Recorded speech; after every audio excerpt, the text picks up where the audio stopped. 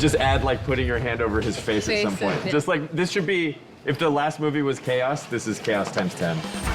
There always has to be a personal connection for me, something I can relate to. And I never thought of it in terms of like, we gotta go big, we gotta make this gigantic. To me, it was just reminding myself of what it felt like to be about to graduate high school. John has an essential, like, Peter Parker-ness. John Watts is everything. This is his vision, his movie. He has complete command. You can see his progression from Homecoming to now, in that he really is on his game right now. Bravo!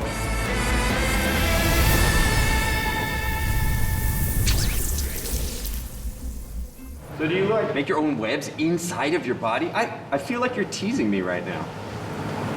Yeah, he's not teasing you. It's just that, you know, he can't do that, so. I was just trying to not get fired on the first one. It was a private conversation. I don't like joking about this. It was hard for me to talk to you about. But they were high school movies to me. So I thought if you start sophomore year, you could do sophomore year, junior year, senior year, one movie at a time for me. And now it's senior year. John Watts just rolled up his sleeves and brought this tone that felt a little bit younger, a little bit more subversive in a comedic way. He brought this quirky sensibility. John Watts came in and he said, I want to do it like a John Hughes movie. That was entirely his idea from the very beginning. This is sort of his Breakfast Club. This is kind of his journey into that arena. John has this incredible ability to relate and then show the world that kind of teenage perspective. What was really interesting about it for me is John's sensibility of this almost high school comedy wrapped into this Marvel universe. What I think separates his versions of Spider-Man is that it's not serious. What I love about John Watts is the way he's able to undercut the seriousness of the films by layering in that these kids just want to go to college. He loves bringing out the humor. He's encouraging us to improvise and to kind of throw in. When he's got the takes that he wants, he'll always say, okay, one more just for you. Do what you want to do. Now let's have some more fun, or do whatever you want. He always gives you an opportunity to play around. One more like that was amazing. I've watched you from deep behind Norman's cowardly eyes, struggling to get everything you want while the world tried to make you choose. Gods don't have to choose. We take. Great, last one, Goblin's choice. And so he's always letting us improv a few takes on different lines and finding the scene so that we could breathe some humanity and life into those moments. Have you been listening this whole time? Hi, Happy. Yeah, I've been listening ever since you stepped on my hose.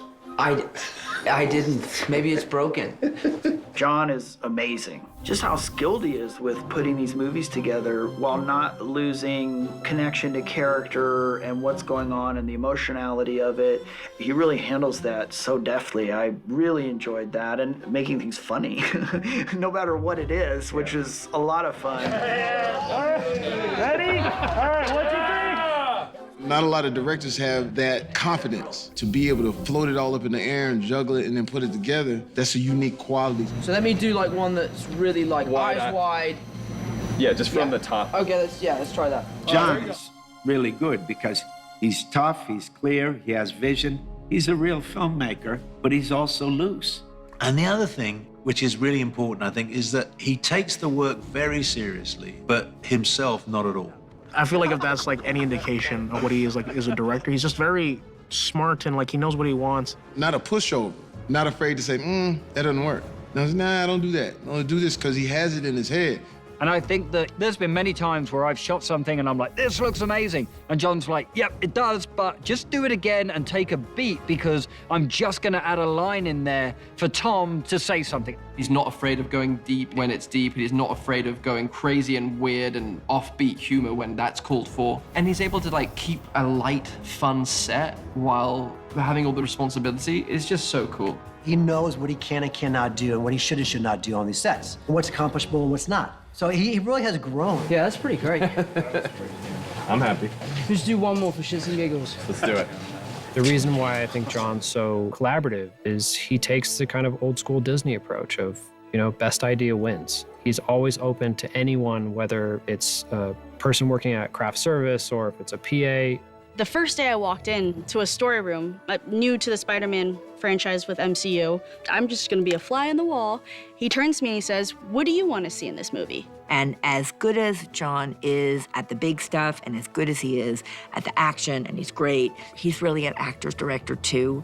Working with John has been great. He's always just been open to suggestions and just open to conversations. And sometimes they happen the night before, the weeks before, right before we start filming, or, second the day starts. I like to come on set now because even days that I'm not needed here, I come on set to watch because I love learning and sitting behind John, and hopefully one day I'll be able to direct something. So, no better place to learn than right behind our very incredible director who loves to answer my questions.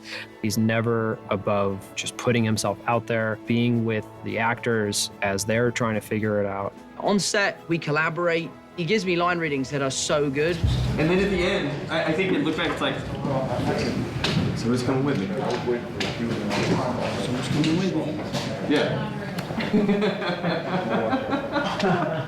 One of the reasons I enjoy working with John Watts so much is because there's a tremendous amount of freedom within the parameters of what the day's work is. And I think that's what has made these movies so much fun to make. These Spider-Man films wouldn't work if John wasn't that collaborative.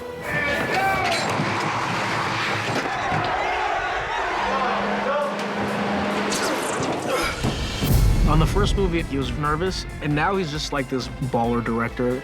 You know how people kind of level up in a video game? That's sort of John Watts through like 3 movies. John Watts has done such a wonderful job of creating this genre of superhero movie that kind of hasn't been told before. It's great to just go back to Homecoming and Far From Home and figuring out any other things that we could connect, because I just want it to be a complete world where you can see things in this movie that are referencing back to things in the first movie, so that it does feel like one story that we've been telling over 3 movies. It's really nice to have a level of that positive reinforcement of oh, you didn't completely it up, screw it up. Sorry. Yeah, what is this one soundbite that will actually be in this that you want me to say?